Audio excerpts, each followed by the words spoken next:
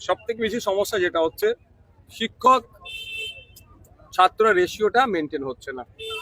Para teacher, স্যাট teacher দিয়ে চলছে এবং সাথে সাথে যারা কন্ট্রাকচুয়াল দিয়ে আপনি সেই হাই স্কুল বলুন, কলেজের ক্ষেত্রে বলুন, গ্রুপ ডি যারা আছে ঠিক পার্মানেন্ট অনেক পোস্ট না।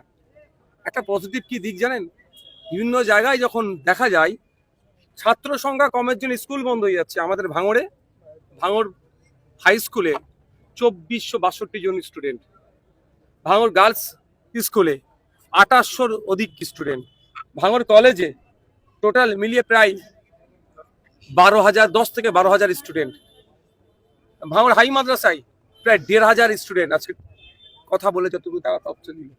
এখানে একটা পজিটিভ দিক হচ্ছে ভাঙড়ের মানুষজন পড়াশোনা করতে চায়, প্ল্যাটফর্মের দরকার। প্ল্যাটফর্ম আছে, এই প্ল্যাটফর্মটা বাড়াতে হবে।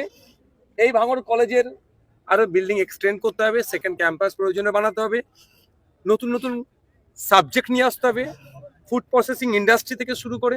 এই মাত্র নওশাদ সিদ্দিক ভাঙড়ের কলেজে উপস্থিত হলেন। আপনারা দেখতে পাচ্ছেন সাবজেক্ট আনতে হবে।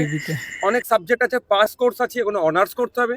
সায়েন্সের স্ট্রিমে আরো যে সাবজেক্টগুলো আছে সেগুলোকে যুক্ত করতে হবে ম্যাথ ছাড়াও অনার্সের জন্য। এইটা হচ্ছে কলেজের। স্কুলগুলোতে যেগুলো হচ্ছে অনেক জায়গায় টয়লেটের সমস্যা আছে, পানীয় জলের সমস্যা আছে, খেলার মাঠ নাই অনেক ক্ষেত্রে, আশপাশের পরিবেশ নিয়ে অনেক প্রশ্ন আছে।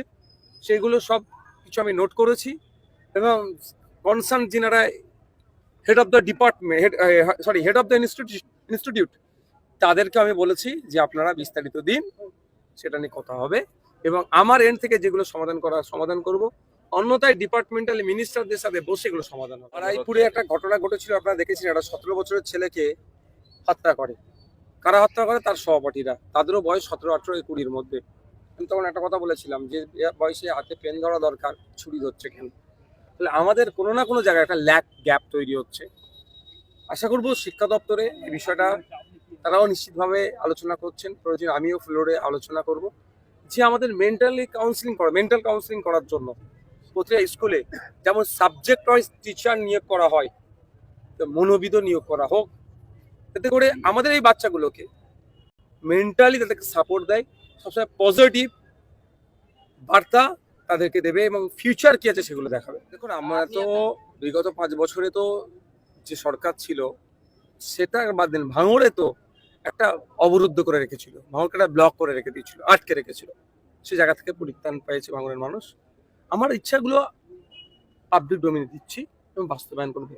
ভাঙড়ের কৃতি সন্তান, বাংলার কৃতি সন্তান যারা রাজ্য, জাতীয় স্তর, আন্তর্জাতিক স্তরে যারা সুনাম করেছে তাদেরকে বিভিন্ন প্রতিষ্ঠানে নিয়ে আসবো, তাদেরকে দিয়ে আমাদের পরের প্রজন্মকে মোটিভেট করবো।